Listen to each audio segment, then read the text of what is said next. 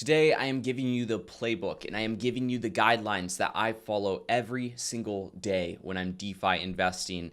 And this is ultimately going to help you fast track your success in decentralized finance and help you fast track your overall results. So that way you can get to a point where your capital is growing, finish off the bull market strong, and then flip into bear market strategies. I've really been able to dive deep into our process over the past couple weeks because we're running something called the DeFi Formula Bootcamp, where we have a phase every single day dedicated to each process of our roadmap. So Monday, we had the blueprint phase. Tuesday, we had the construct phase. Just today on Wednesday, we finished up the deploy phase. Moving into Thursday, we have the manage phase. And then Friday, we have the optimize phase. So we've been able to nitpick every single little detail about the roadmap and determine what makes sense in DeFi and what doesn't make sense in DeFi.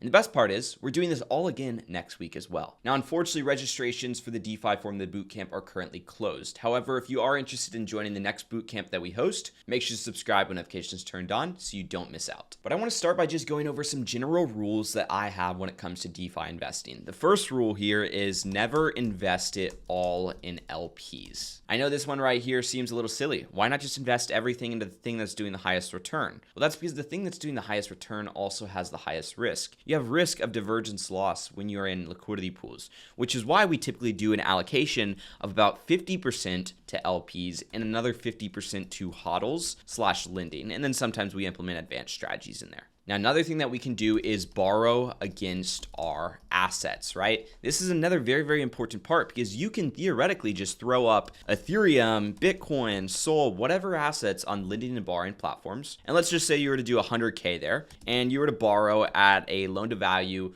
of even 40% or something, which is kind of the highest that I would recommend. Typically, you want to average out to about 30. But let's just say you're to borrow 40K in this example. Well, that's now 40K that you can then go put in LPs. Well, that 40K right there can be put in crypto to stable LPs. It can be put in crypto to crypto LPs.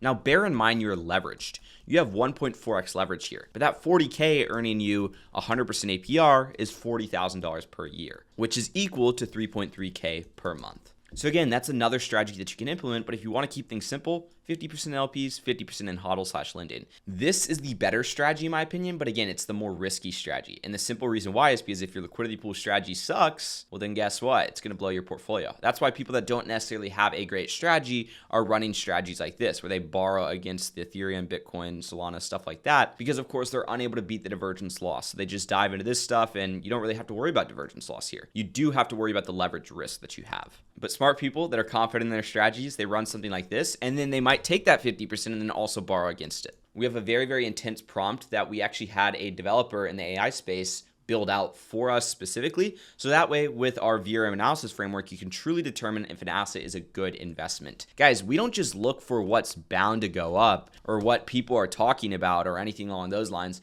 We look for what's generating revenue. And then on top of that, how does that revenue tie back into the ecosystem? That is exactly what we look for in assets. And if it has anything less, we do not invest into it. We are evaluating assets as if we were evaluating companies that we are dropping $100 million investments into. And I know that sounds extreme, but again, would you rather do an extreme process and have a success rate that's above 90%? Or would you rather invest into something just because other people are talking about it and then have a success rate of about 50-50? Next one is simulate and backtest. Simulate and backtest is very important. We use Metrics Finance. You can use other tools as well. Metrics Finance essentially allows us to take a specific liquidity pool and say, what happens if the prices go to this? What happens if the prices go to that, right? And look at scenarios where the price starts to rise or the price starts to fall. See how there is a break in correlation in specific assets and pairs. So that way we can understand all the different scenarios. So this is our edge at Builder Wealth. We understand every scenario before we invest into it. So that way there are no surprises later on, meaning that we are constantly beating divergence loss, not because we have some magic ball that essentially flips divergence loss on its head, but rather because we are looking at things before we invest, simulating things, backtesting results, and actually seeing what would happen if we start to see breaks in correlation, and then deciding if we want to invest into it from there. This one will be pretty controversial, but technical analysis is overrated. I strongly believe it, guys. I have a very, very high success rate in DeFi. I've made hundreds of thousands of dollars from my own portfolio, close to $1 million, and I've made millions in this industry, right, for other people. Technical analysis is severely overrated. graded. And I want to show you the data behind this, right? The only reason why technical analysis works is because other people are using it. Ask ChatGPT, does technical analysis only work because other people are using it? Short answer, yes, it works because other people believe it works and act accordingly. It's a form of self-fulfilling prophecy. And guys, this is just general overall market, stock market, crypto market, equities market, whatever it may be, right? This is general market behavior. Technical analysis helps you invest and helps you determine whether you should enter, exit, stop loss, take profit, stuff like that. So on Bitcoin, people are trading on the USD chart. On Ethereum, people are trading on the USD chart, so on and so forth. And remember, the smaller the token, the less technical analysis works. And the simple reason why is because there are very, very few people doing technical analysis on those tokens to determine their investments. Pumped Up Fund just launched. I highly doubt there are a lot of people running technical analysis on this to determine entry and exit prices. Right now, it's just all speculation. If we were to look at something like AGIX, right, just random asset, $97 million market cap. Again, this is not going to be driven by technical analysis nearly as much as something like Bitcoin. Simple reason why is because, of course, there are not as many people running technical analysis on this token. They're just like, I want to buy AGIX, so they buy AGIX. Simple as that. But here's where it gets really funky. You'll see people doing all these complex technical analysis things, and it really scares you. It makes you think that you have to know this stuff. And they're doing this just to determine a range on something like Ethereum to render, maybe another crypto to crypto liquidity pool. But nobody is running technical analysis on those charts for trading. They're only running technical analysis on those charts for liquidity provision. And liquidity provision does not affect where the price goes. It affects where you provide liquidity. So we said to ChatGPT, okay, so it's logical to think that technical analysis wouldn't be that important with concentrated liquidity pools because nobody's really trading based on the Ethereum to render chart, which is how many render equal 1 ETH at a given point in time. These charts on stuff like Ethereum to render, they are not USD charts. They are not, any fiat chart. They are a pool price chart, which essentially tells us how many of one asset equals another asset at the given point in time, right? We analyze trends. We do not do technical analysis. ChatGPT says, yes, you're right. TA is way less relevant when it comes to LPs and concentrated liquidity pools, especially when we are talking about non-USD pairs, because most people trade and analyze in USD terms. Nobody is drawing Fibonacci levels on Ethereum to render and then placing their LP ranges accordingly. Most LPs use Ethereum to render because it's the available pair with decent volumes and fees, not because they have a directional thesis on the chart or anything like that. We only analyze the trends. And again, when you provide liquidity, even if you are using TA when providing liquidity providers are not trading based on this technical analysis. They are providing liquidity on it, which does not affect the overall price of the pool. So again, I see time and time again, people think, oh, I want to get into liquidity pools, but I don't know technical analysis. It's because they've been shown that they have to do all this complex mathematical guru plotting on the charts, trading view type stuff. No. You don't have to do that. This one's going to be relatively simple, but test deposits and withdrawals. And also SINs, right? When you're taking money from your Coinbase account and you're putting it over on your DeFi wallet, right? Do $1 first. After you do the dollar, if the dollar shows up, do the rest of your money. Why would you possibly send $100,000 when you never sent any money before and then expect it to show up, right? If you make one wrong click, you could have just spent an extra 5 minutes doing $1, but no, you just blew $100,000. Always do a test, withdrawal, deposit, whatever, right? Even when it comes to depositing into newer platforms, don't really have to do this for Uniswap or Orca, Radium, or the top platforms we use. But when you're diving into some of the newer stuff, like there was just recently an exploit over on the Sui network a couple weeks back. Luckily, majority of the money was recovered. But point is, always do a test deposit and withdrawal just to make sure everything goes through seamlessly. Another thing is scale in. Do not deploy everything at once. If you got $100,000 to invest into DeFi, start with 10 as your first deployment. Do 1, maybe 2 liquidity pools. After you get comfortable, do another 10, right? Start to implement lending strategies. Start to implement HODL strategies, right? Bring in another 20. Ramp up as you go, as you get the results, as you get comfortable. So that way you're not just blindly deploying your capital into DeFi. Another one is never trade on centralized exchanges. This is the absolute silliest thing that I have seen people do. Like, let me go buy some ETH. Click on the Coinbase thing, and I know it's just so amazing to be able to hit buy and maybe do Apple Pay, maybe do your bank account, and within basically 3 seconds, you can have some ETH. Sounds amazing, right? But you pay for that 3 seconds. You actually pay 3% for that 3 seconds, basically.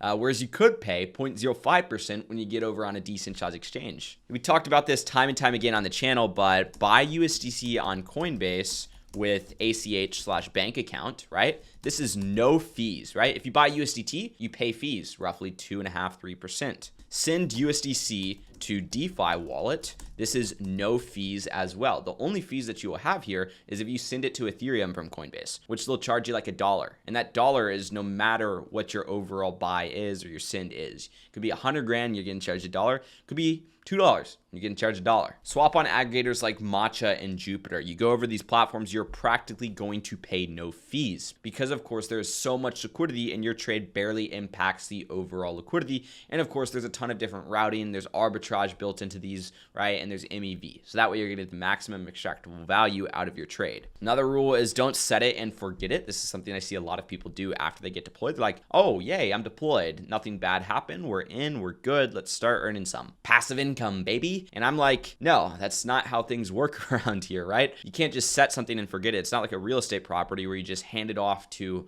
your property manager and say, good luck. You still need to check in on these things. You don't need to do it every day. You need to have a more passive strategy, but at the end of the day, it's still not going to be passive. So you open up your positions, you check in on them, you make sure that they're in range, you make sure that nothing bad is happening. You do that a couple times a week, and maybe you rebalance every couple weeks. Another rule is go for broader ranges, not tighter ranges. Guys, I've worked with over 250 plus people. We have 20,000 people per month that use our software, and we have all the information and data that we need to make this assumption, right? Go for broader ranges, not tighter ranges. And the simple reason why is because broader ranges make more money at the end of the day. Tighter ranges, they might make a higher APR, but what would you rather have?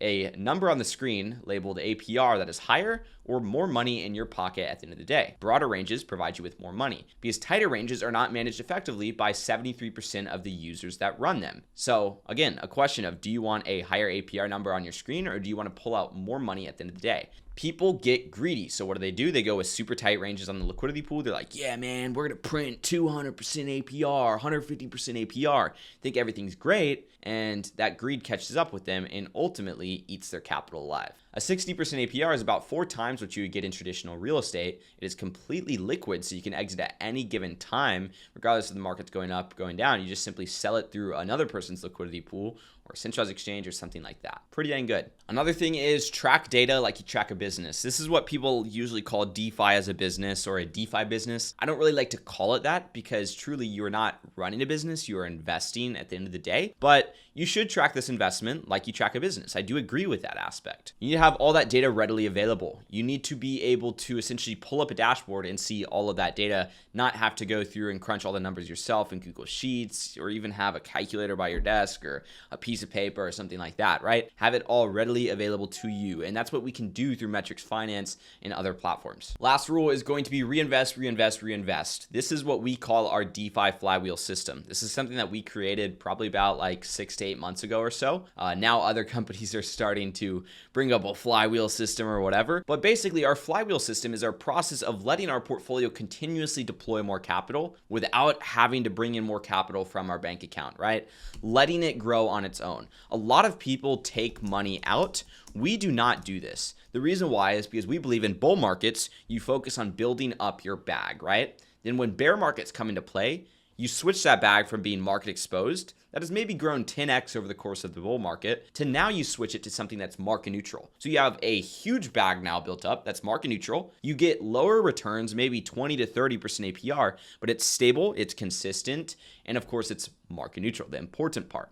And then those returns you use as a profit-taking strategy. That way you can consistently build your wealth over time. So do not take money out. We don't do that, right? We essentially use our capital to deploy more capital. Flywheel system, simple as that. You can go to DeFiFlywheel.com if you want to use our flywheel calculator. Again, this is something that's been live for literally months on end. But yeah, that's my last rule. These are kind of the majority of the things that just come to mind as we go through decentralized finance and as we go through our roadmap for helping people build out portfolios. Again, this is the roadmap over 250 plus people have been through. We have 30 people in our DeFi Formula Bootcamp that are going through this roadmap right now as we speak. Probably have another bootcamp in a couple months. Anyways, hope you guys found some value here. Hope you guys enjoyed. If you did, I'm gonna leave a video on screen right now that kind of breaks down my strategy a little bit further and talks about why I think passive LPing is the best type of strategy and uses data to back it up. So I'll see you guys later. Peace.